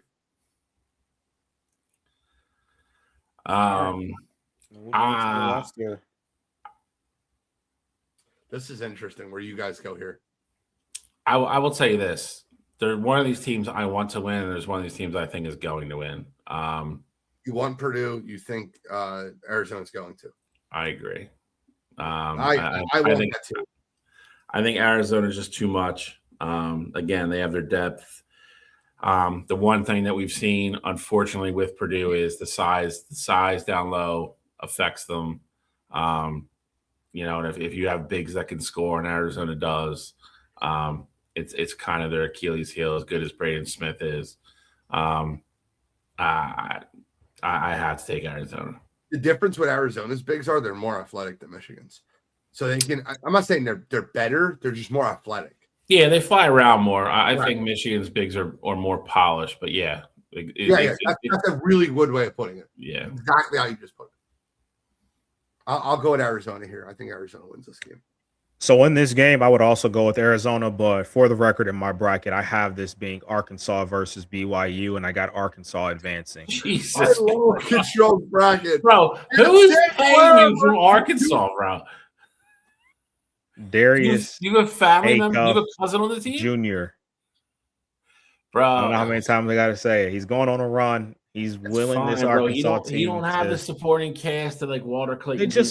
They just went and won the SEC championship. Like they're on a run. I'm saying it's gonna continue. Very often do teams that have that run in a tournament fall flat early. Florida just did it last year. They won the SEC championship game and they won the Natty. You're right. Doesn't happen often though. Now we're going over to the Midwest. Know where Bill's going. Yep. Gene, where are you going? I'm Michigan. I think it's a good game though, but Gene summed this up pretty much earlier, which is one of the things I was going to say. I think Iowa State has two guys. We're more balanced. We can obviously deal with the big Russian. And if Iowa State doesn't bomb it from three, then I think we win fairly comfortable, actually. I like Michigan here as well. I think Michigan's, I hate saying it, but they're just such a balanced team. And again, I think it's just like you see Purdue beating them. Purdue beating them kind of made sense, not because Purdue is better, but because they match up very well with them. If you want to take down Michigan, like you have to have the bigs that are going to bang with them. And then you also have to have the perimeter scoring there as well, because Michigan can defend with the best of them. So I think Iowa State's not going to have all of that, so I like Michigan to advance here. All right, we got 3 1s and a 5 in the Final Four. That normally happens with our brackets because, like, there's 2 out of 3. So, like, when you pick something wild, it's got you have to get another person to agree with you. Yeah, I got Florida over St. John's. I think that this is the time where the guard play will really matter for St. John's. Like Thomas Hall and a lot of those Gators down low can absolutely, like, I don't want to say, like, they can make, in my opinion, Condon and Hall can make Ziggy work, Zuby, work offensive, defensively. I think the guards will dominate this game. I like Florida. I like Florida as well. I like the variety, like Gene said. I think they can score outside. I think they can score inside. I think the inside presence with Florida is going to make St. John's expel a lot of energy to defend early, banging on the boards, all that stuff over, the course of a game. I like Florida. I think Florida does enough to win. In this matchup, I would have Duke over Florida, but because of what we have here, I have Florida going to the national championship game over St. John's. Bro, you keep doing that. JD, good night. Good night, buddy. Doing that, bro? I've not done that one time. This is our bracket, Cottrell. I'll give you my Final Four after you're done, you scumbag. Keep talking. My Final Four. What the hell just happened? What happened? I'm not done with them. What just happened? It's like, well, my Final Four, I had this. It's our bracket. Well, I've been asking you what was going on. I'm sorry you're being, just reserved here for the first time ever. Going through the bracket here. You don't want to say what you got. It's not my fault you don't want to say it. Saving it for the end. I'm trying to give the people what they want now. We're talking about it now. Listen, I give the people what they want when they're ready for it. When they're ready for it. I'm kidding. All right. Final Four, Arizona, Michigan. Know where Bills are going. Again, Gene. I think it's a battle. I think whoever wins this game wins the national championship. I have Arizona in this game. I think their bigs are more athletic. I think their guards can score a little bit easier than Michigan's. I think Michigan plays better defense on the wings. I think if Arizona can score the ball from the outside, I think the bigs will keep Michigan's bigs under control. I will take Arizona in this game. I think it's going to be a very good game, but it really depends on Michigan's perimeter defense because I think the bigs will kind of, I don't want to say cancel each other out, but I think that they'll do really good things in different areas. Like I think Arizona's bigs will affect Michigan getting to the rim. I think Michigan's bigs will get Arizona's bigs in foul trouble early and have more points. So that's kind of how I see that breaking down. I agree with Gene, just on the other side of it. Arizona actually is one of the lowest 3-point taking teams in the entire country. They take a lot of twos, a lot of contested twos. Michigan is top 10 defensively in pretty much every metric. I think they're going to make them make threes to win the game, and I don't think Arizona can do it. I do agree with the bigs canceling each other out. I think that's a great point. I think when it's all said and done, I think it's going to be within a couple points of each other between all the guys. So I will take Michigan's guard play, especially defensively. And if Michigan shoots the ball well from three, then I think they win the game. I don't think Arizona is going to sit out there and be comfortable to bomb away and try to win the game that way. It's not their style. It's not what they do. I think Michigan will close out. So I like Michigan to win. I got Michigan to win this game here as well. I just think this is going to be an absolute war. I agree with the sentiment that whoever wins this game is going to win the national championship if this is how it all shook out there. Because I do think these are two teams that are essentially looking in the mirror, where you have not necessarily Arizona's bigs don't play the exact same way as what Michigan's bigs do, but just like I talked about earlier with Purdue and Michigan, I think this is a styles makes fights matchup, and Arizona is like your perfect team to take down this Michigan team. But just think Michigan's going to be too strong there, and they're going to get enough points in the paint to ultimately seal the deal here and move on to the national championship game. See, the bigs for Arizona are very interesting, but they also have an X factor in a guard that actually rebounds, and he's a tall guard in Braden Berries. And I think Braden buries Michigan, and I'll go with Arizona. Braden Berries is going to be a lottery pick. He is incredible. Now we got Florida versus Michigan. Who did you pick? Florida versus Michigan. Doesn't matter because I still got Florida back to back. Thomas Hall, Alex Condren, Boogie Fland.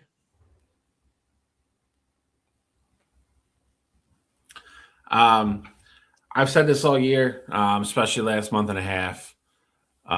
I think you look at the way Florida, Arizona, and Michigan are built; it's all very, very similar. They have all similar characteristics with certain things they like to do. I think Florida and Michigan are a little bit more guard oriented than Arizona. But they all have big front lines. They make you work for it, hard to get to the rim. Everybody can defend 1 through 5. I think this is where Michigan's experience comes in, having a bunch of older guys. And just to factor in, it's hard to repeat. Just having that little nugget of history. It doesn't happen that often. It does happen, but been on them from the get-go. It's a little bit, it's not really that much of a homer pick. I just think they're the best, most well-rounded team in the country. I've been saying that for months. I think Michigan wins. I think Yaxel has a huge game. I actually think he's going to be the X factor in the Arizona game because he's going to cover Barry. He's a huge guy, wing, can guard 1 through 5. I think he wins MVP of the tournament. The reason I picked Florida is Ruben Chinyelu. And I think what he'll do in the paint, blocking shots, protecting the rim, will be the difference. And I think the guards for Florida are definitely better than the guards for Arizona as far as creating their own shots. Florida shoots the 3 ball better. I like Florida in this game. This game will definitely be an interesting one for sure. Boogie Fland, I mean, I'd be curious to see. I think Boogie Fland would have to get down in this one because obviously you know what you're going to get from your bigs with Florida, and then on the flip side of it with Michigan, everything's coming from their bigs there as well. Tough matchup here. But I told you guys, I think the winner of the Arizona Michigan game would be the national championships, just based on how things played out here. So I would roll with Michigan to take down Florida, but would not be surprised if this went down as one of those all-time kind of national championships games. If this is what we got. What a loser! I'm kidding.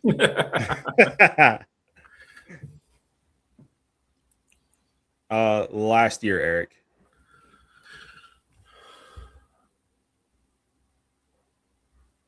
Yeah, last year. Guys, I mean, listen, I think Florida got to the game a little bit late this year, but I mean, you really look at, I think if you're being honest, you know, we talked about it earlier. UConn was kind of up there earlier, but for the most part, Duke, Michigan, and Arizona have kind of they've been 1, 2, 3 all year in some kind of form. I think they're, you know, unfortunately, Duke's got some injuries at the wrong time of the year, which I think sucks because we're not going to see them really play the way they have all year, which is kind of, you know, you want to see guys go out and play with their full squad, but those three teams have kind of separated themselves all year. So I mean, I won't be surprised at all if they're there at the end. You had UConn obviously for a while, and then Florida got their shit together, you know, kind of middle of November, and then they've been just killing people since. So I don't think it'd be any surprise to see a bunch of ones, not this year anyway, in the finals, because I think there's, not saying that next group of Purdue and Iowa State and Houston and all those teams can't beat any of the ones, but the ones I think have kind of separated themselves this year. Do you guys, so I know we have the conversation like in February every year. Just looking at how everything kind of fell this year, how many teams realistically do you think have a shot to really go out and win this thing? I think the 4 number ones can all win. I think Houston all can. 4 number 2 can win. Yeah. Purdue can. Purdue could. UConn can. The East is interesting because, again, you're I think if things break right, I mean, I think you could make a case for St. John's to at least get there being a 5, which is nuts.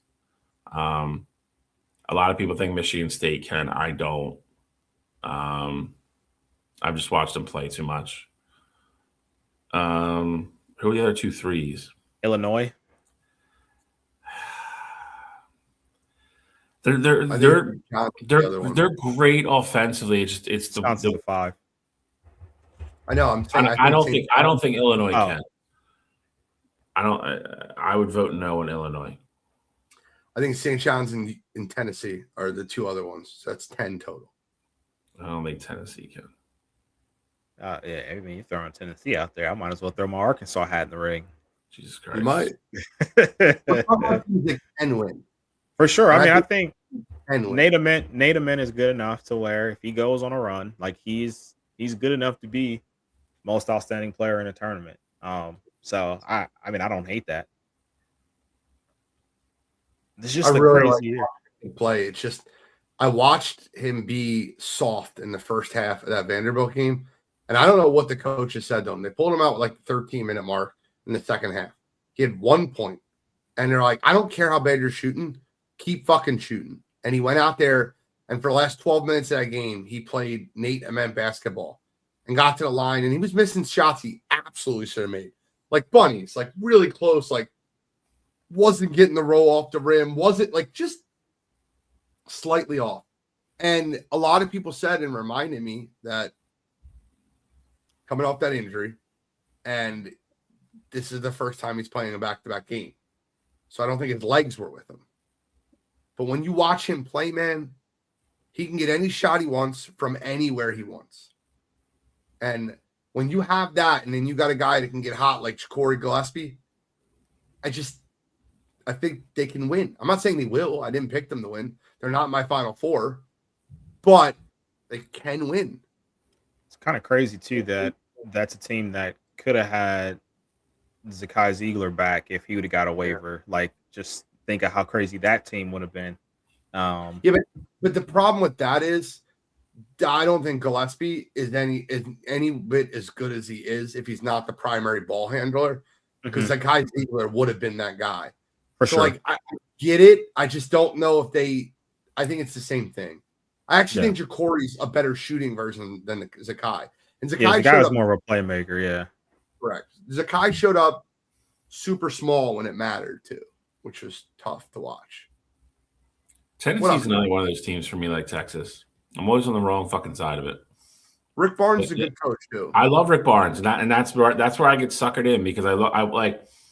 It wasn't last year; it was the year before. Like when I think they're going to go out early, they're like sitting there in the Elite Eight, just fucking on my bracket. And when I really believe in them, like I'm sitting in the Elite Eight, they'll go out like opening weekend. Like it never fails. They're on that same They're in that same category as Texas. Fair. Never get it right. Same goddamn colors too. I feel like you're talking about the Dalton Connect year. Bro, that he was there. He went off, and then that one game, he was the only guy that could score on the team. Nobody else could score. Yep. I was 1 for 11. Here's my Final Four. The reason I held it back is the same Final Four that we came up with. I have St. John's, Florida, Arizona, and Michigan. And my finals is Florida over Arizona. What's yours? I have Michigan, Arizona, and Florida. I just can't remember who I have coming out of the East total. And I have Michigan over Florida in the championship game. You're pulling back up. Guys, get in the bracket. Wire2Wire Sports Pod on Venmo. $10. Get in the bracket. Buy 3. Get in the bracket. So, Gene, I got the same premise as you. I got 3 ones and a not one. I got Duke, Florida, Michigan, and Arkansas. I told you before. Yeah. And I got Duke over Michigan in my finals.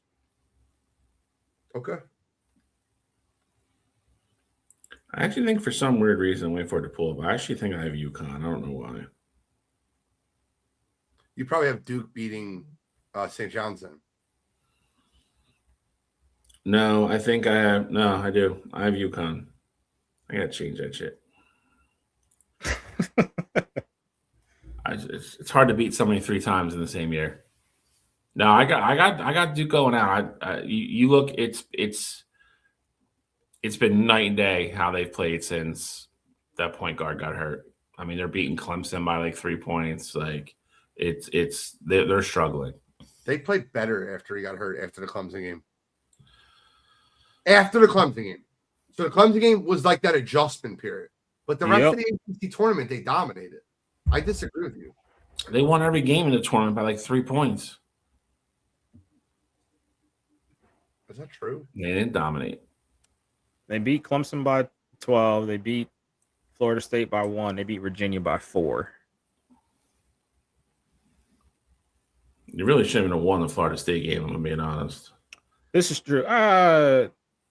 So you're right, but I feel like at the same time, Duke was also in control of that game, and then late it started to get very shaky, and it looked like Florida State was about to win, but Duke found a way to pull it off. Eric, it's posted on the page. We can send you the link directly if you want, but it's posted on the page. We'll repin it. You just click on the page, and you should be able to fill in as many brackets as you want. And then, obviously, the way we work it is if you fill out 5 brackets and send for 2, we'll take your bottom 2 scores. So fill out as many brackets as you want to pay for, or don't care if you win. It's up to you.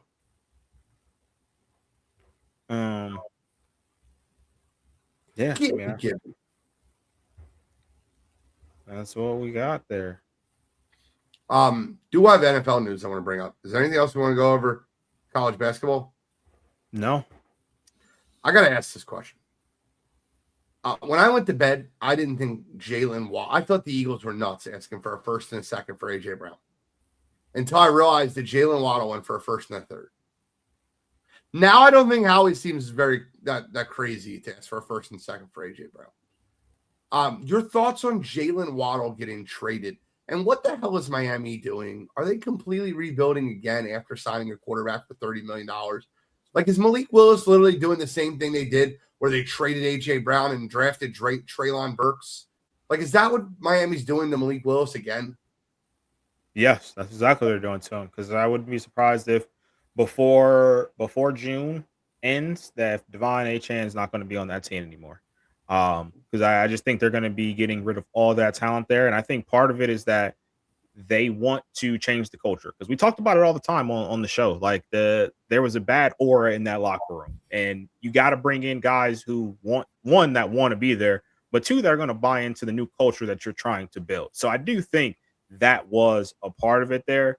And I also think when someone's offering you a first and a third for Jalen Waddle, you got to take that as fast as you can. Like, you got to accept that before the ink dries. Like, as soon as you get it out the printer, you send it right back just so they don't change their mind. So, I mean, I think there's so much that goes into that. And so I think it's wild that how much money they're paying for guys to not be there, but also at the same time, like, you start hitting on draft picks, and if Malik Willis, I'm not saying I think he's going to be a star, but if he can buy into that, system, because I don't know if they're going to try and run the same system that the Packers do, maybe long term, like 2-3 years down the line, you could actually have something because you're recouping so many assets. Yeah, but like they're going to end up trying to run it like Green Bay does, with a good running back and like no number one wide receiver. Like, I don't like, if that's what you're going to run, like, why do you trade that guy away?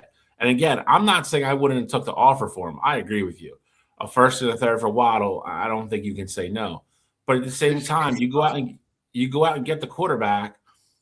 Somebody came out today from Miami and said Achane is not even on the trading block at all. Like, he's untouchable. What they said. Yeah. But again, to your point, I don't think Malik Willis is a superstar. But I feel like you're setting him up to fail already. Like, who's he going to throw the ball to next year? Malik Washington, obviously.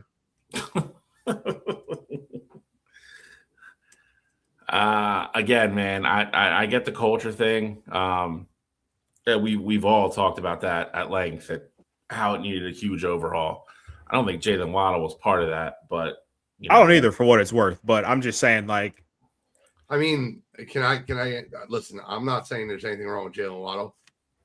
Here's what I will say. He was one of the guys that just kept leaving games. And he gets hurt. He gets banged up a lot. I'll give you that. Or he quit on games, Bill. Banged up's not the right statement. He quit on games. And if you watch the Dolphins play last year, like, that guy absolutely quit on games. And I hate saying it. I'm a Waddle fan. I like the Waddle Duck. I get it, but Hafley's a tough coach, and he's not going to stand for that shit. I'll tell you what, their defense will be tough. I promise you that. I agree. They can't be done. You're right. I'm like, what are they doing offensively? Right. Well, I mean, I think part of it too is that, I mean, obviously you don't just necessarily give up on Malik Willis after a year, because I mean, I think everyone can agree on the show here that you don't expect Malik to go out and have a crazy career year. But if the Dolphins are in a position, let's say top 5 pick next year, do you think about going the quarterback route? Like, I do think, getting a lot of the money off of the books now, this year is going to suck for them, no matter what. But I'm curious to see how aggressive they get in the coming years here after, all that money is not going to be. Tua's money's gone, and Tyreek's money is going to be gone, and Waddle's money is gone. Like, how aggressive do you get in free agency once that happens? And, can you hit on your draft picks ultimately? Where are they picking? Right now, I think they are 11 and 13. And 13. You got to think they're taking a wide receiver with one of them. No, the Chiefs are at 13 now. Hold on, right? I'll give you the exact numbers. From McDuffie? You might be right. Let me get the exact one.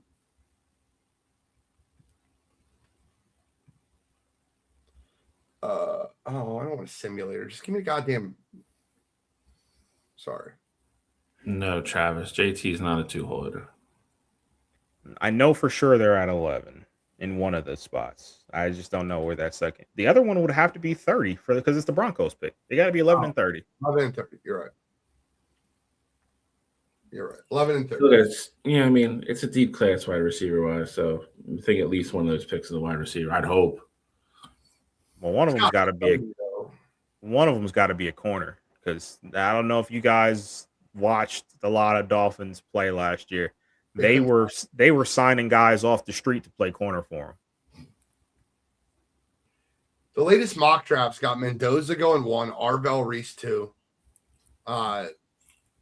Mayagula, the offensive tackle from Miami, going 3, Jeremiah Love going to the Titans at 4, Sonny Styles is being mocked everywhere to the Giants at 5, Carnell Tate to the Browns, Ruben Bain to the Commanders, David Bailey to Texas Tech to the Saints, Spencer Fanu makes a ton of sense to the Chiefs at 9. They have the Caleb Downs going to the Bengals at 10, which is wild. And then Monsu Delane, the cornerback from LSU, going 11 to the Dolphins. Cincinnati would be ecstatic if Caleb Downs falls to them at 10. See, you're right. They would normally be ecstatic, but I also think they just overpaid for Brian Cook to be at the same exact position. So, like, I don't know if that would even make sense for them anymore. Like, they just gave Byron Cook $40 million for 3 years. Like, I would imagine they don't go safety with how bad that defense was, but if Caleb is there, you definitely have to entertain it. Bro, the latest mock draft has Omar Cooper ranked all the way at 16 now. I love that. I thought he was going to be a guy that can get drafted at the end of the first round, early second. Now he's projected to go 16th. I think he's at the Jets are at 16. Yep. Yeah, Venmo, Wire2Wire Sports Pod. I think it says it right on there. We'll be doing that show before you know it. What show? Oh, the draft show? Draft show. Maybe Control will be on another cruise. No, I'll be here this year. Don't you worry. Are you going to be? You're going away soon, aren't you? Oh, you're right. I might not be here for that show. I'm missing the show on when's the draft? 25th. I should be fine. 23rd. Yeah, I'll be here on the 20th. I'll be here on the 22nd. I'm going away. I'll tell you exactly dates I'm going away. I will be missing April 15th. Tax day. So you're gone the week before. Yeah, I'll be gone from the 11th or the 12th to the 20th. So you're going to be sheesh. You're going to miss the Master. Oh, no, wait. The Masters are that weekend. 9th, 10th, 11th, 12th. Yeah. By the way, whoever sent that, Shelly, you just sent that at 8:41. I think the movie list is great. I think it's definitely right up top. Remember the Titans, baby. I'm trying to think. Did anything else happen NFL wise since we've been gone?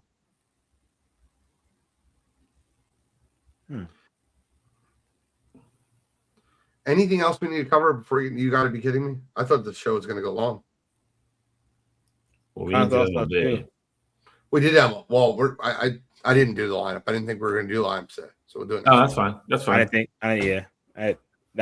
When you mentioned that, I was like, yeah, you're probably right. We weren't going to have time, but we actually have time. But we'll get to it next week. No worries. We'll get some thoughts into it. Make sure it's right. We got plenty of time to do baseball stuff. All right. Let's get into you got to be kidding me. All right. So this week for me, I mean, we kind of already touched on it with when going through the tourney, but I'm rolling with Alabama's Aiden Holloway, found with 2.1 pounds of marijuana.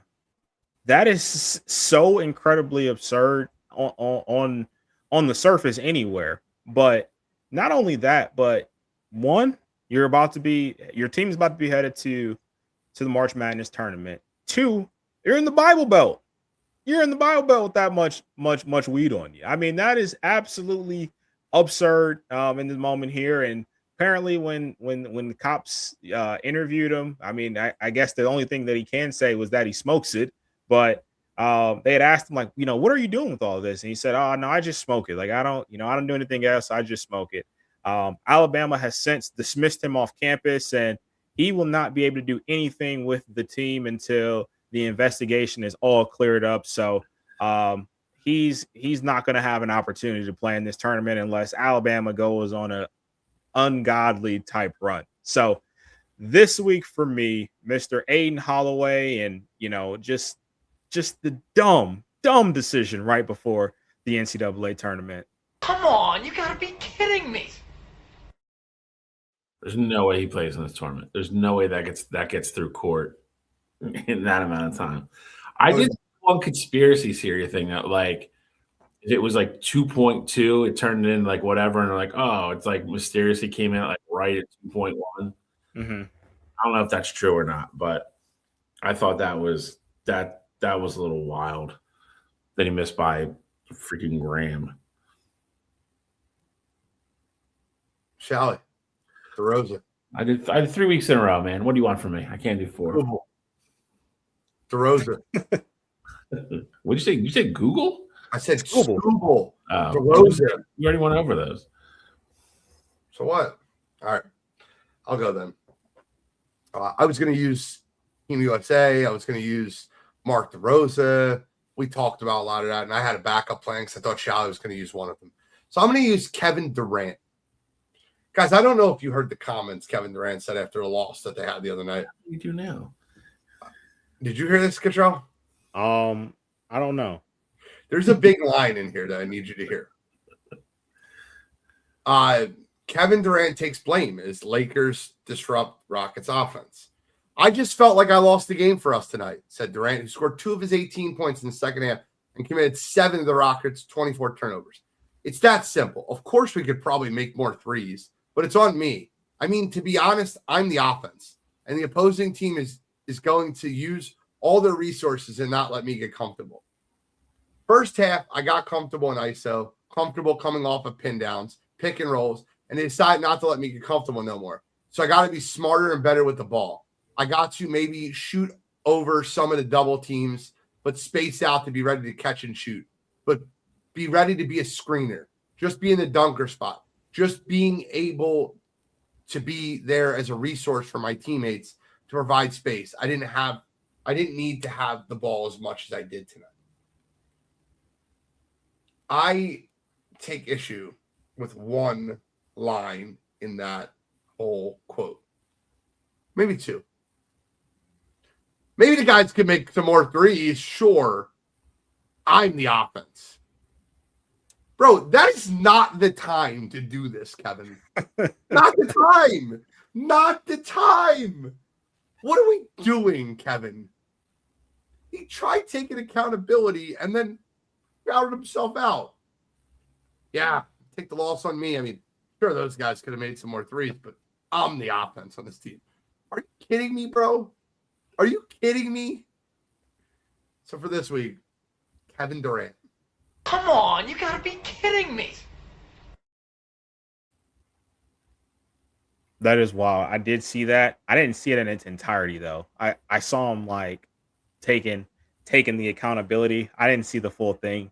That's actually hilarious. But the crazy part about it is that it's true. But 2, Houston so desperately needs a point guard when you're talking about Kevin Durant saying to the media, I need to go sit in the corner and just wait to get the ball in my hands because we have no floor spacing and nothing is getting set up on offense. Like, I don't know what Houston is doing at this point. You got Chris Paul just sitting out there. If you want to go the true vet route, you got Lonzo Ball sitting out there still without a job. You need to go get a distributor of the ball for your basketball team because they are so unserious right now. It's not funny. I'm going to give Gene flowers on this one. Gene's been screaming this since opening day. This eventually wasn't going to work. So, and here we are. Guys, appreciate everybody listening tonight. Looking forward to March Madness. Looking forward to tomorrow. You off tomorrow? Bro, stop. I work today. I did like 6 hours of work today, so I can be off tomorrow. What do you think I'm going to be doing? 11:45, my ass will be parched on a couch watching. Are you staying home? I know last year you went to AC. On Adrian's. Nice. I'll be parched on my couch. But tonight, in 30 minutes, maybe 45, you can join Wire2Wire Breaks. We are doing some fun stuff tonight. Guys, these are awesome. These are starter packs. They come with a graded card, an autograph, a sealed pack, 5 rookie cards, sleeves, and top loaders. And I'm hooking people up tonight. I'm going to give them for $50. Why not? Hop on.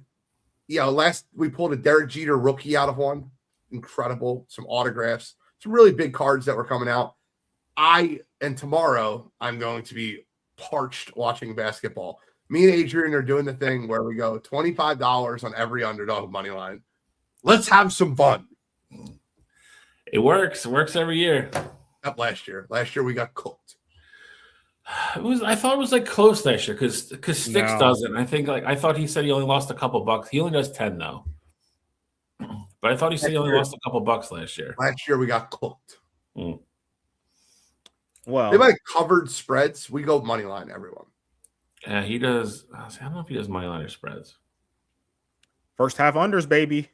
I'm telling you right now, first half under that Ohio State TCU game, you'll have money in your pocket by 130.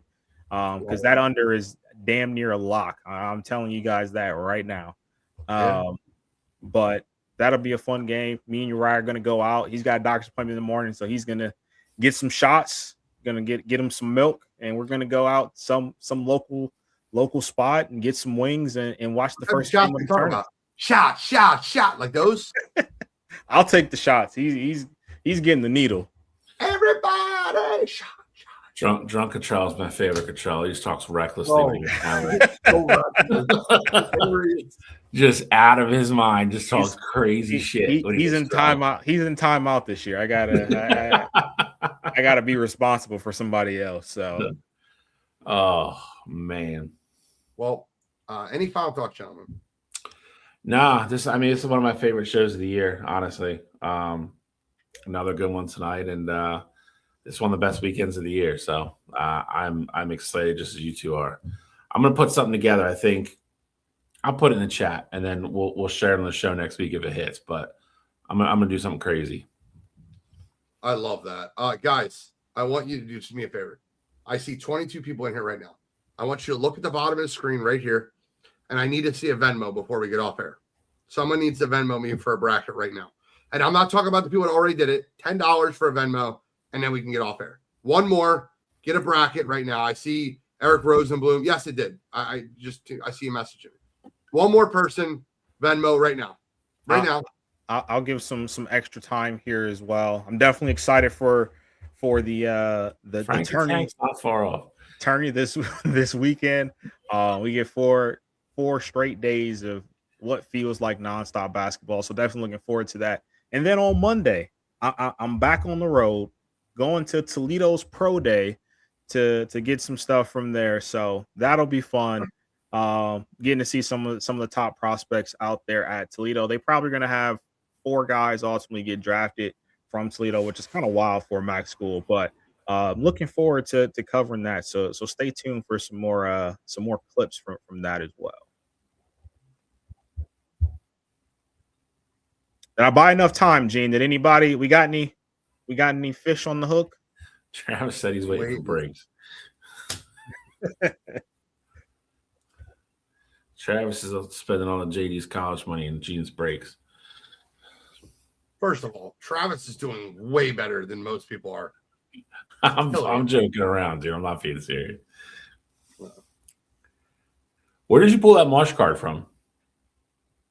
What card? The Marsh card. Here we go again. Who? What card? Andrew Marsh. Andrew Marsh, the card you put in the chat today. The signed card. I don't know. You don't know? I don't know. I think so. What happened was this, and here's the truth, right? I think what happened was I was supporting a breaker that supports me, and I bought a couple teams, and I think he was in the NIL. So so many optic breaks to have NIL. Like I got Caleb Downs autograph, rookie scripts from an optic break. I think that it came out of there, and I think they spun the wheel with all the teams on the wheel. I don't know. I really don't. It just came in the mail today. I'm like, oh, this is awesome. Shady. Yep, just got one. Let's go. Let's go. Guys, we can officially wrap up. We have 14 entries right now. We need more. I need 40 by tomorrow at noon. I need 40 by tomorrow at noon. So shall I go to work, do your thing? I'll go to work, do my thing. You're not going to work. Call your flag. No, but Got you. You could try. Yeah. I mean, how many people I know everybody in that BMW office gambles. What's going on with that? So I story for another day, man. They railroad you there with the brackets, man. I'm telling you. They got a person that just slides right in there and then they get everybody. Damn, really? Story for another day. Damn. God damn. It's like that. all right. Well, that's all we got tonight. Thank you guys so much for listening to Wire2Wire Sports Podcast. I'm the NFL genius, Gene Walzak. That's Kent State's own, Cleveland's own College Control. Uncle Shelley, Scholastic Shelley, Mr. William Shawcross. Get a bracket, get in the givey, and we are signing out.